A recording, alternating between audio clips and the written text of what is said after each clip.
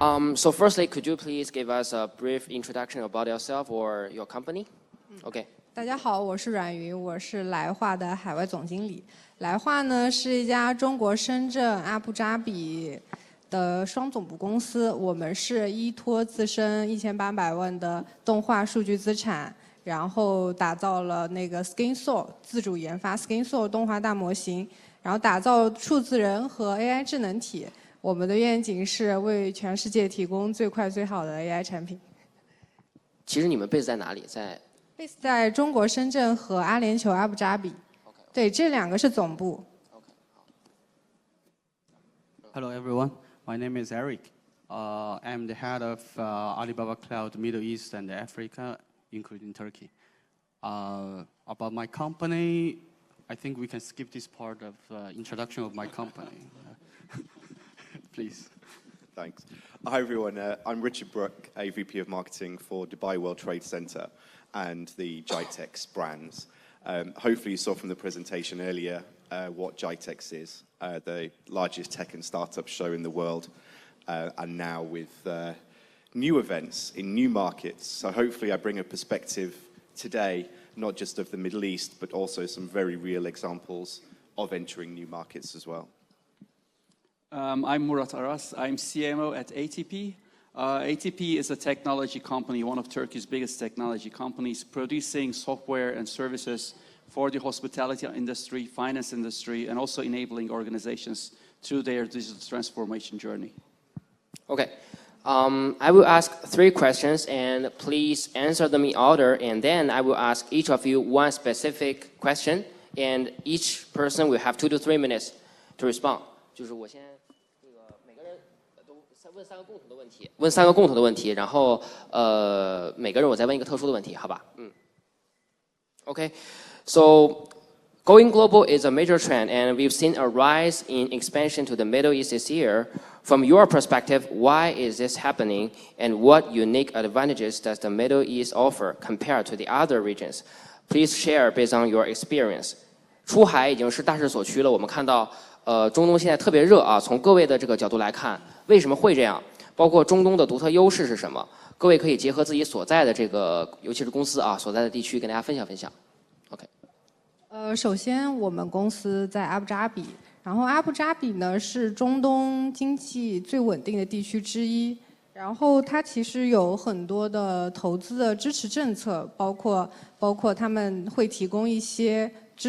公共资源的支持，然后阿布扎比皇室他们的就主权财富基金这一块，其实在全球范围内也是有非常大的投资，包括对中国 A 股市场的投资。然后所以这部分呢就表示了他们对全球经济转型的一个关注。我们在他们的一些支持下，中国其实有很多企业可以以它为一个入手点。然后进行一个中东的出海。Well, in my opinion, actually it's a very hard question because I just realized the opposite horror is from Latin America. So I have to speak here against them, right? The unique value of Middle East. Anyhow, I think as I mentioned earlier, Middle East is on a position that, just opening the market. There are several figures, like in Middle East, the mobile internet penetration rate is already more than 98%. And even in Africa, it's already more than 50%, which indicates that the technology so far and the application so far is far behind the requirement on the market. People are using mobiles on the street, in the subways, day and night, watching videos, taking some orders, making their life more colorful. However, the technology itself is still lagging behind compared with China. So that creates a lot of opportunities for Chinese companies, for us, to go to Middle East, Africa, Turkey, as Mr. Murat just mentioned on his presentation. To, we should not say that word, but to conquer the market or occupied market. It's a great opportunity. On the other hand, like my colleague just mentioned, there are a lot of funds in Middle East, like the PIF in Saudi Arabia, like Mubadala from Abu Dhabi. So people in, we call it Arab countries, would like to invest, would like to pay in order to introduce advanced technology, advanced things into the country and become nationalized, right? So as a Chinese company, we go there, we landed there. Sometimes we don't even call us a Chinese company. We just come from China, but we are a local company. We serve for local, and we partnership with the local companies and the local entities in order to provide better services and relationships to our clients, to the government, and so on. So in your word, Middle East, a unique value of Middle East is it's in the middle of West and East. So it creates unexpected opportunities for all of us. That's it. And exactly to demonstrate just how buoyant the market is, GITEX last year, year-on-year growth of GITEX is tremendous. It's off the charts. Last year, for the first time, we had to separate into two venues. The show had already reached capacity at Dubai World Trade Center. So Expand North Star, the startup and investor part of the show, moved to Dubai Harbour. So we took over the city for an entire week. Everything was GITEX. And that's not just down to the hard work of the GITEX and the DWTC teams. It's down to the opportunities that exist in the Middle East and the attractiveness of the market. So people are flocking to the Middle East, but there's competition. So from a Chinese perspective and from Chinese companies and technologies, then the whole marketing and market entry strategy needs to be clearly thought through. Because governments and private sector entities and investment funds are evaluating many different companies from many different regions. So competition is high. However, the low-hanging fruit and the potential is also high. And from my perspective, I think one of the reasons for that comes down to a simple cultural and leadership perspective. And the visionary perspective of Middle Eastern and in particular the UAE governments really does give a culture of advancing, of vision, and an openness to embrace new technology. Around the world, we see some countries debating regulation. How do we implement regulation that could potentially harm acceleration of particular technologies to really help business and help populations. In the Middle East, that resistance is a lot less, and the desire to embrace that technology is a lot higher. And that you can't change overnight. So to have that from the start really does mean a very attractive market for people to consider. Well, being the last in these panels is it's very difficult. Because even when you get the questions beforehand, you don't know what the other responders are going to answer. So you have to think something different, okay? And everything that I was going to say has been already said, the potential. And I also shared the numbers. So the easy question is, why spend all your resources in a red ocean environment when you have this blue ocean environment, which is just begging to investors to come? So let me, since everything has been answered, let me give a different answer to this. When we talk about entering a new region, we always think about the numbers, but there's also one important thing that you don't see it in the numbers. It's the cultural barrier. So for a Chinese company, or even for a Turkish company, entering the Indian market is so difficult because of the cultural barriers. And by cultural barriers, there's also software to it. The language is different, the user interface is different, UX is different, experience is different, but also entering the new market in terms of culture, the consumers accepting you takes a lot of time.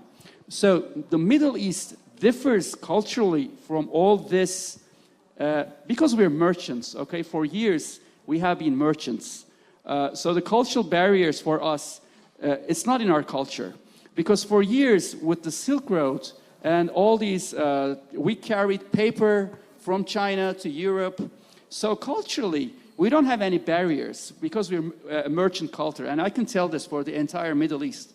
And one reason GITEX is so successful, because it's not like a fair, but it's just like the traditional merchants coming together, sharing experiences, products and services, right? Because that was what Middle East is all about. It was a gathering point for merchants. So we have no cultural barriers. It's not in our culture. It would be much easier for a Chinese technology company to enter the Middle East than entering Europe, because the cultural barriers in Europe are huge. Not to mention that I agree with all the other panelists. It's a red ocean environment. The competition there is really huge right now. Okay, thank you, thank you. Okay, for the second question. Okay, localization is a key for Chinese companies going abroad. And what common challenges do they face with localization, and what should they be mindful of when collaborating with local partners? 本地化是中国企业这个一定面临的问题。从各位的观察来看，中国企业的这个本地化会遇到哪些集中的问题？包括尤其是跟那个本地的合作伙伴相处啊，包括合作有哪些的困难啊 You first. Me? Thank you. This never happened before. Thank you so much. You are very kind. Thank you. Well, again, it's the culture.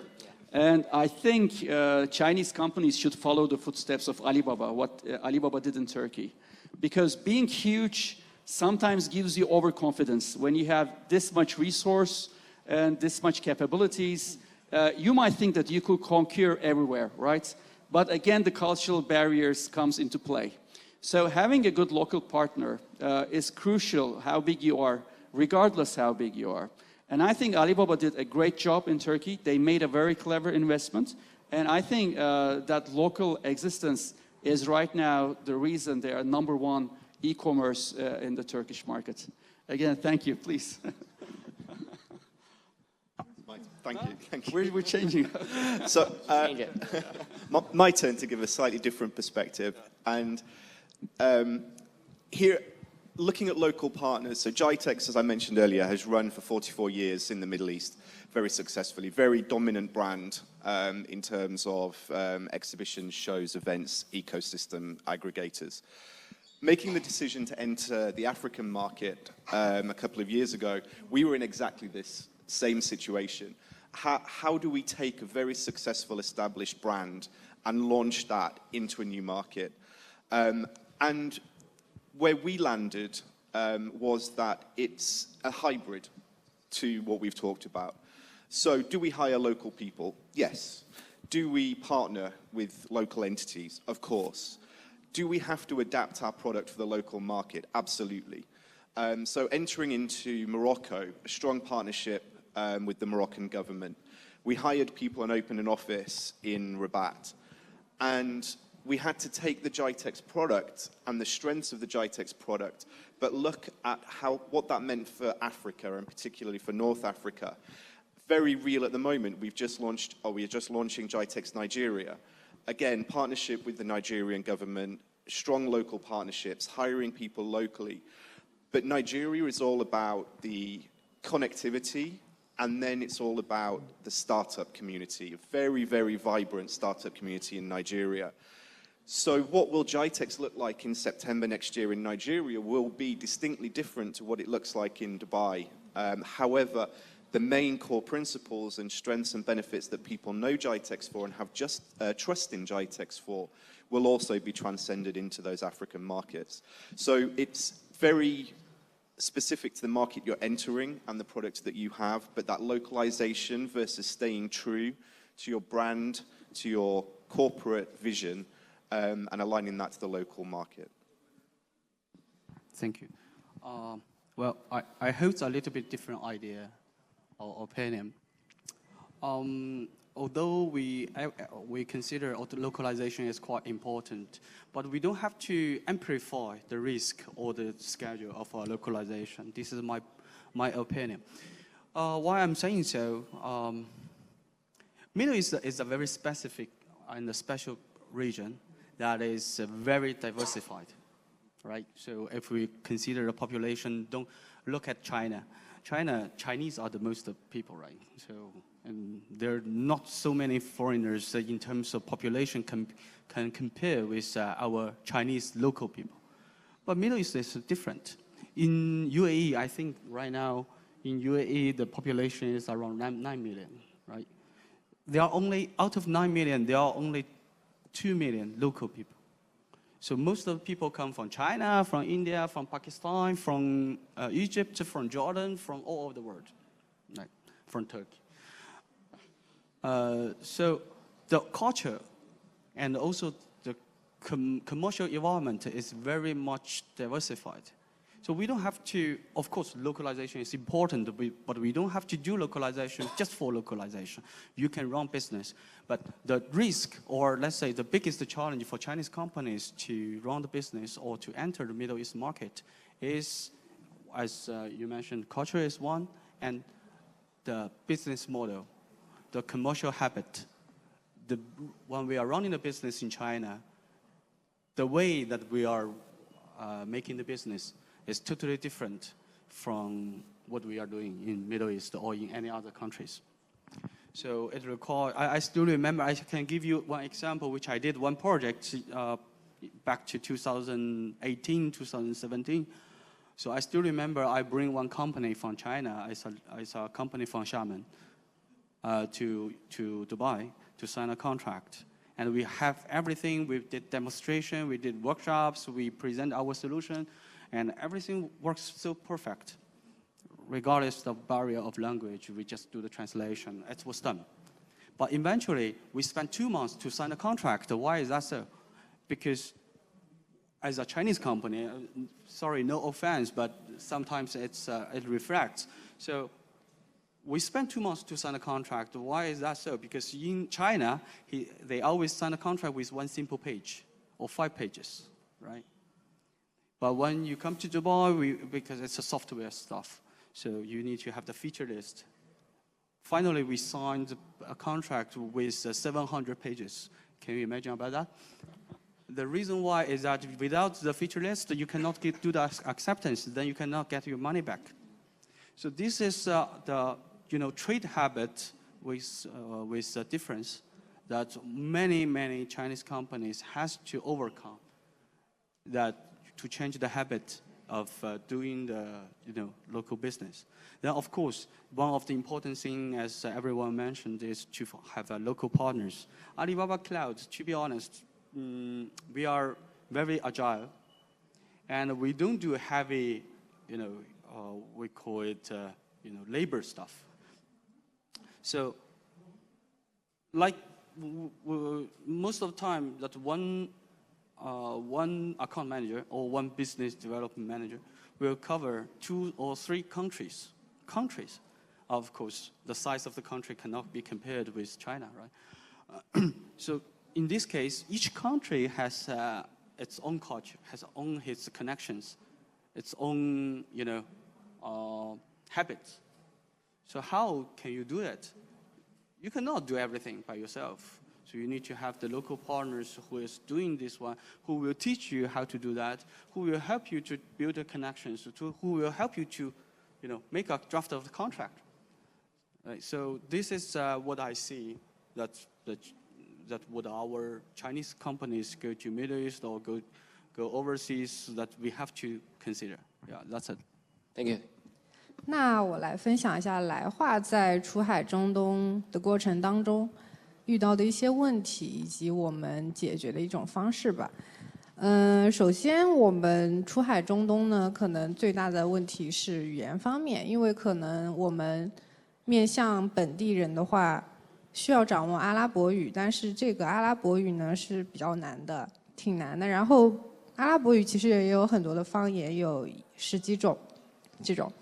当然，来化是一家做数字人的公司，我们有150种语言。在这个过程当中呢，就是因为可能本地人沟通的不太顺畅，然后包括我们的那个，就是因为微信在中东那边阿布扎比那边其实是不能视频通话之类的，所以我们自己就因为我们有掌握150种那个语言嘛，所以就最后就搞了一个翻译机硬件，AI 硬件。就因为我们是做软件的，所以就是因为自己需要使用嘛，就搞了个 AI 硬件，它可以打通那个蓝牙协议，就是各个 APP 的蓝牙协议，然后包括微信的，我们可以通过我们的那个翻译机跟国外的客户进行视频通话以及语音通话。同时我们在视频通话的时候，那个界面上会有翻译。因为我们语言其实这一关并不难，所以只是说对于硬件的一个创作当中，就是方便自己公司的人使用。但是这个东西因为之后就越来越做成熟了嘛，所以就慢慢作为一个产品去推出。就是这个是在语言方面的一些就是解决方式。其他的本地化策略的话，可能还是要看那个中东他们的那个文化策略啊，文化以及宗教信仰，我们还是需要去尊重他们。我们国内一些中国企业的习性以及包括合作方式，可能各个的侧重点都不一样。那这部分呢，可能还是要互相尊重。差不多就是。你们本地员工多吗？现在本地员工有，对。base 在那边占多少 percent？ 现在跟那个中国深圳的人数差不多，大概100多人。明白 ，OK， 好。Okay, the third question. Okay, for companies looking to enter the Middle East, which country would you recommend starting with? Maybe Turkey. Okay. As a newcomer to this market, how should they plan their strategy to best explore opportunities? Okay. 很多朋友希望把产品和业务落地到中东啊。从各位的经验来看，先从哪个国家入手会比较合适？尤其是对于这个初入这个中东市场的小白来讲，包括如何制定自己的规划，会更容易在中东市场取得成功。啊，那我还是简单分享一下来化的一个实践方式吧。就是来化呢，可能当时因为有想要出海中东的这个想法，但是没有选择哪个国家或者哪个城市。最后，因为我们那个创始人他去参加了GTEX 展，在迪拜的，因为迪拜是各个内容的中心。然后我们在 GTEX 展上面就遇到了那个阿布扎比皇室的那个王子。首先我们需要产品过关，因为中东他们对国内中东的人对国内的品牌的认知度以及产品的那个特性的话，其实跟国内不一样的。虽然那个来化当时在中国可能在数字人这方面的品牌不如一些大厂啊之类的，但是他们比较在意产品的一些质量或者之类的。然后就是当时跟那个阿布扎比的王子去聊了一下，然后给他看了我们的产品，他非常感兴趣，然后他就投资了我们的这个来化。最终呢，也是因为他们给予了基金支持以及背书，所以我们就落地在阿布扎比。对，这个是我们的一个实践方式。其实还是需要一些契机，然后再去考察我们落地在哪个城市比较有利。I will answer this question at last. One for Turkey, one for UAE. I can't answer this question before you guys. I think everyone knows our answers. I want to leave this hole safely, so please. Yeah, obviously, I've lived in the UAE for 20 years, and GITEX has its home in Dubai, the UAE. So of course, I will say Dubai and the United Arab Emirates. But there are opportunities around the region, and not least Turkey. But I think the thing to consider as well is that whilst there are independent countries around the region, the ease of doing business across borders in the Middle East, particularly around the GCC countries, is relatively easy. And also, it's a very similar market. Obviously, local nuances between Qatar to Saudi Arabia to Turkey to the UAE. However, the underlying principles across the Middle East of how to do business remain the same. So to phrase the question, which market to enter first, is probably the right way. Because which local market do you target initially? And then from an expansion and scaling point of view, where do you go next? So yeah, absolutely. Look at the Middle East as a region, not specifically as a country. Yeah. May I know why not Abu Dhabi first, but Dubai? Yeah, we want to know more things. Simple answer, I work for Dubai World Trade Center. Okay. And this session has been recorded. This is not a good question. Well, not surprisingly, of course, I'm going to say Turkey. But not just for Turkey. I mean, if you're intending to invest into the entire Middle East and Europe and also the near Asian countries, Turkey is at the very central point. Firstly, geographically, we're at the center of Europe, Middle East, and all these near Eastern countries. So I do agree, there is huge potential in the Middle East. And where to build your headquarters, if that's the question, I mean, that's how I interpret that question. Building your headquarters in Istanbul, for instance, would give you access to the entire Middle East, which is, by the way, heavily investing in terms of technology. I mean, our government is right now heavily investing in technology. As I told you, we're building our own satellite, we're building all this infrastructure. But I can say the same also for Saudi Arabia. I mean, the Saudi Arabia government is also giving top priority to technological investments as well. So, of course, locating it in Dubai might have its advantages. But if you're also targeting Europe, then in terms of strategical decision, then Turkey might be the right spot for you. Because we have logistic access. And I mean, if I would have to build a data center in the region, I had just one, I could only pick one place. I would pick it in Ankara, for instance, because it would be at the center. So with low latency, I could serve the entire region, to Europe, to Germany, to Saudi. So think about it. I mean, by the way, Dubai, of course, is a great gathering place for companies. But again, I shared the numbers. Global-wise, India is going to be really huge. Again, Indonesia is going to be really huge. And Turkey is the third to follow with its population, with its growth expectation. And again, -2 in technology means there will be heavy investments. And especially for cloud technologies and AI, this is a very emerging market. There is absolutely no one as competitor. I mean, in Dubai, for instance, Microsoft already has a campus.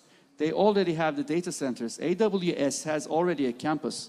They have an entire internet city. They have an entire city for all these investments. Turkey, as I told you, 0 investments from your competitors right now. The window of opportunity is huge. The first entry in the market will get a head start. So that is why I would advise starting from Turkey and then, of course, expanding, using Turkey as a leverage, expanding to Saudi, to Dubai, even to Europe, Azerbaijan, Tajikistan. It is really at the center in terms of social, cultural, and logistics. Thank you. Can I refuse to answer this question? You know, it's really difficult to manage such a big region. I have to travel all the countries, and I have to think seriously to answer this question very politically. Otherwise, I may be banned by some customs anyway.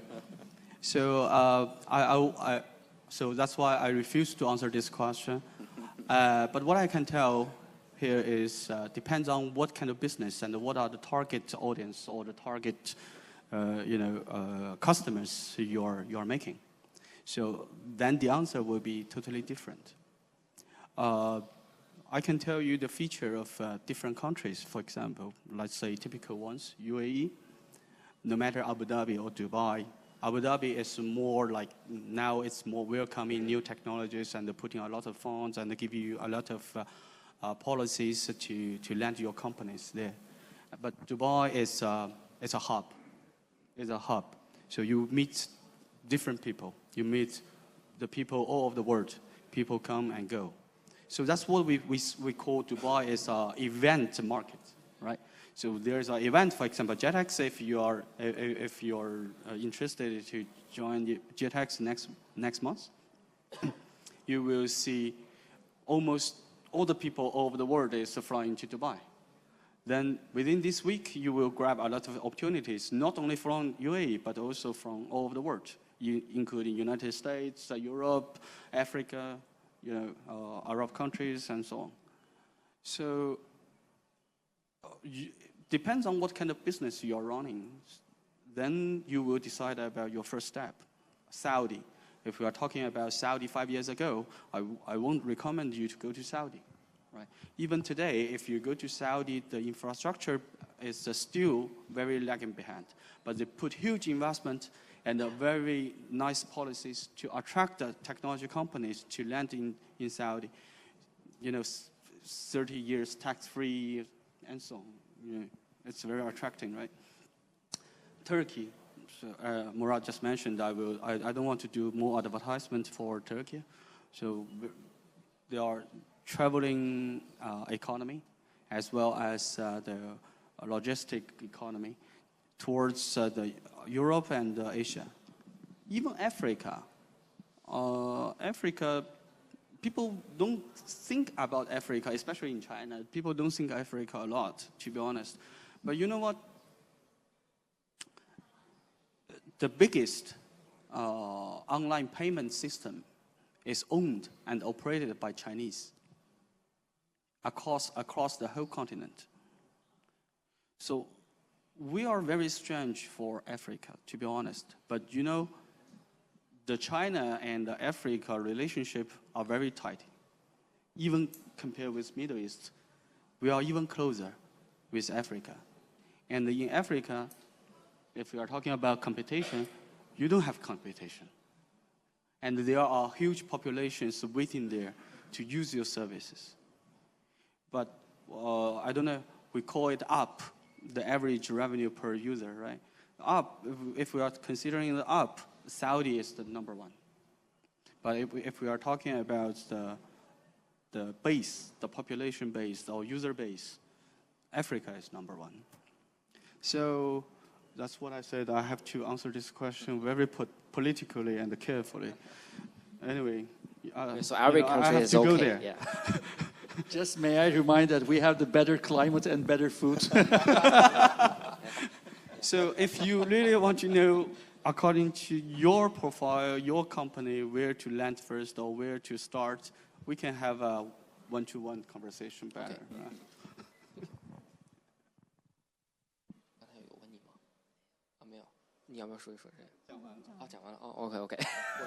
Okay. Right? Okay.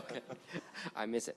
Okay, for Mr. Wan. Okay, I will ask you the next question. Okay, so in Alibaba's cloud's strategic layout in the Middle East, how does the company handle the varying policies and market demands of different countries? And what are Alibaba Cloud's growth expectations in the Middle East in the coming years? 就是阿里云在中东的这个战略布局当中，如何应对不同国家的这个政策？其实我跟那个万总上次是在那个沙特的利布展认识的，我记得当时是阿里云作为沙特的应该是叫国家云对吧出现的，所以我也很好奇，就是阿里的这个经验，包括未来的这个在中东地区这个业务的增长预期是怎么样的 ？OK。Look, actually, as I mentioned. We talk about Middle East and Africa. However, actually, it's different countries, built by different countries. And we all know what the meaning or what's the definition of country, right? So each country will be different. How to handle the local policies. We are facing different challenges in different countries. For example, UAE. UAE is a very, very high competitive market. Everyone, every vendor, every provider, every service provider, every software companies, every hardware companies are centralized and stay in Dubai or Abu Dhabi. There are some local policies. However, UAE local policy are a little bit agile or flexible, welcoming different culture, welcoming different technologies, not to, but of course not to break the red lines, right? So that's why if you want to establish a new company, to be honest, UAE is much easier compared with other places. Of course, we have our legal consultants to help us to follow the local rules. For example, the privacy, for example, the data sovereignty, and so on. Saudi is a little bit different. It's a border of UAE, right? However, they are a little bit different. That is, Saudi is it's more like China in 1990s. That if you still remember, because I saw most of the people sitting here are quite young, you may not experience 1990s in China.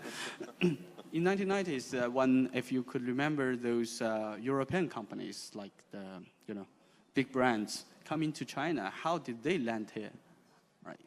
So the localization, as we just talked about, the local partners who can help you to develop your business, who can help you to build the connections, is quite important.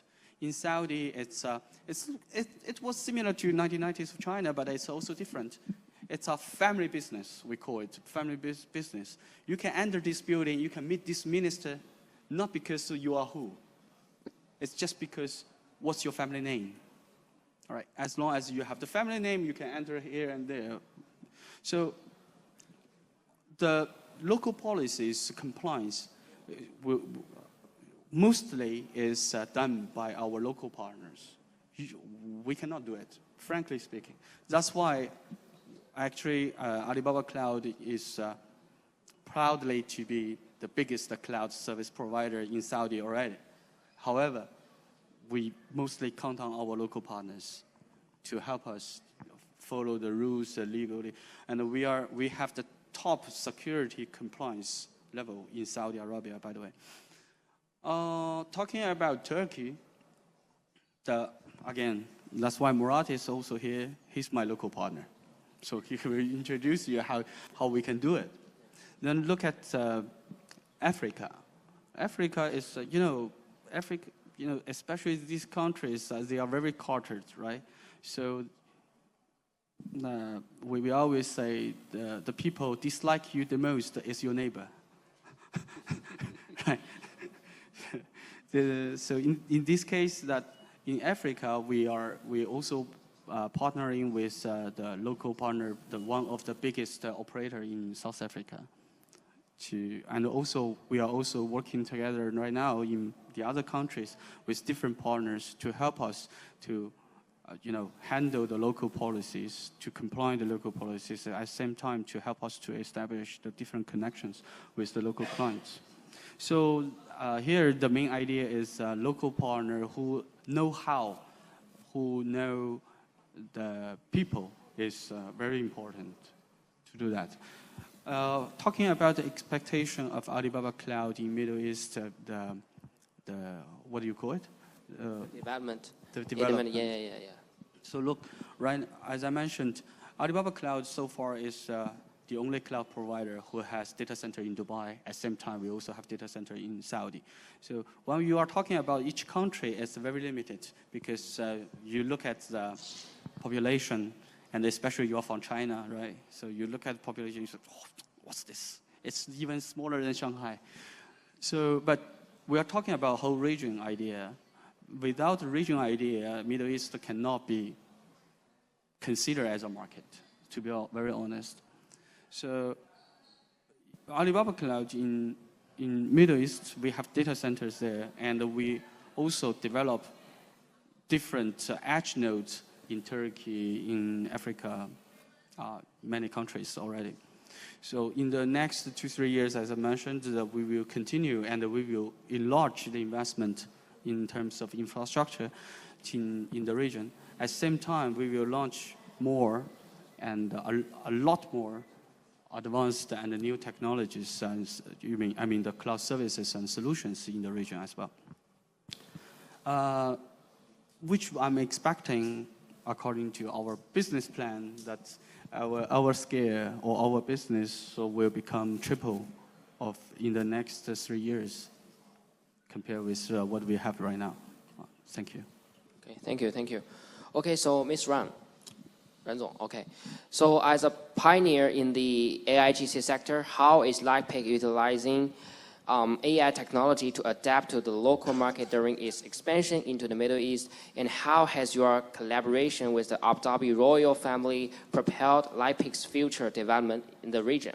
OK， 作为这个 AIGC 领域的先锋，来化在中东的业务拓展当中，如何利用 AI 技术来适应本地的市场，包括跟这个阿布扎比皇室的这个合作，对来化未来的这个业务有什么推动的作用 ？OK。我觉得这个可能，对于中国很多企业来讲的话，来化这个借鉴意义其实有限，因为可能每家公司产品都不一样。来化是做数字人跟那个可视化 IP 助手的，所以我们在本地化这方面，首先是顺应他们的文化，比如说我们的 IP 助手，我们会把它融入阿拉伯的服饰。以及一些人物特性去做一个 IP， 然后它可以作为一个AI 助手去在各个政务大厅或者是地方去投放。其次，我们的数字人因为有阿拉伯语言这部分的合成，所以语言的合成对于我们的本地化推动也是非常好的。剩下来就是因为中东这边数字化其实是也在越来越快的发展，所以我们的数字人的话会帮助一些品牌去在数字平台上去推广，因为我们有一个数字人的那个自动生成的一个功能，它是一个平台，我们可以很快的通过一些图片或者是人物拍摄的视频去生成数字人，他们可以自己的自动带货啊或者什么的。对于一些跨境电商来讲，在阿布扎比或者是中东这边的一些推广都是非常有利的。其他就是一些在政府和公共服务的一些方面，我们因为有 IP 助手嘛，所以它其实可以作为一个24小时的政务回答的一个助手，在中东各个地方去投放，减少一些公共服务的一些人工的操作，去优化他们的一个流程。第二个问题是那个皇室对于我们的一个作用啊，首先它是一个强大的资金支持以及背书，而且皇室他们能涉及到的一些项目呢，基本上都是重要项目，包括什么智慧城市啊之类的。我们通过和皇室的合作呢，其实能有更大的可能性去参与到这些项目当中。其次，阿布扎比它其实也是作为一个中东非常政治啊、经济啊或者经济文化中心，来化也是因为通过他们的合作的话，其实会得到更多的一些机会来扩大在中东的影响力。而且皇室的话，其实它有很高的公信力，对于来化的公信力以及可信度来讲，它的一个品牌的在本地的一个推广其实是非常重要的。可能原先来化在中东并没有什么品牌之说啊什么的，但是我们跟皇室的合作的话，会在一定的程度上增加这种公信力，然后我们可以有更多的机会跟政府和其他企业进行合作。好，谢谢。Okay, Mr. Richard Brook. Okay, how do you see the role of Chinese technology companies in driving innovation in the Middle East? And what are some key factors that Chinese firms should consider when building their brand in this region? 你如何看待中国科技公司在推动中东地区创新中的角色？中国企业在建立它的品牌的时候，应该考虑哪些的因素 ？Okay. Chinese companies and the technology that they have has already been proven in the Middle East. We talked earlier, 6,000 Chinese companies active in the Middle East or in the UAE, and 1,000 of those finding that opportunity. And glad to hear that LAiPIC was one of them through GITEX and the GITEX platform. So I'll turn the question around slightly. in terms of how do Chinese companies take advantage of the opportunities in the market. And that's what we talked about earlier in terms of competition. So building that strategy, once you've made the decision that the Middle East is a region that is attractive to you as a company, how do you enter that market? How do you adapt your go-to-market strategies? Marketing, to a certain extent, is different in the Middle East and in the UAE. In a previous life, I traveled around the world meeting teams from Brazil to Canada to France, Monaco, Saudi, India, through to Hong Kong and Shanghai. And the one thing I consistently heard in every single office was, we're different. This country is different, this team is different, our products are different. To a certain extent, yes, but fundamental principles of how you go to market remain the same. Fundamental principles around there being a requirement in the Middle East market and around the world remains the same. The question is, how do you adapt and how far do you adapt to take that advantage? And that is less material.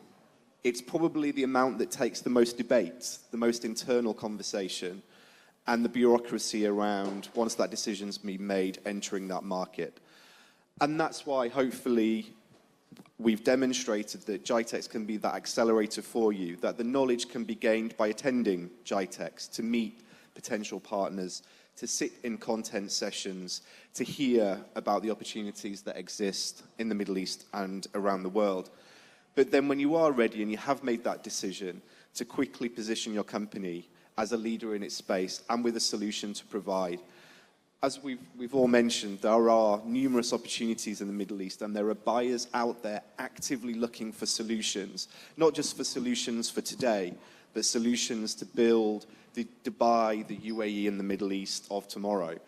And those buyers are actively seeking products and services. So now is the time to be entering the market, to be building the relationships, and to be making sure that you've got connections with the right people, that you're positioning your own company and Chinese technology as best in market to fulfill the visions of those countries and region.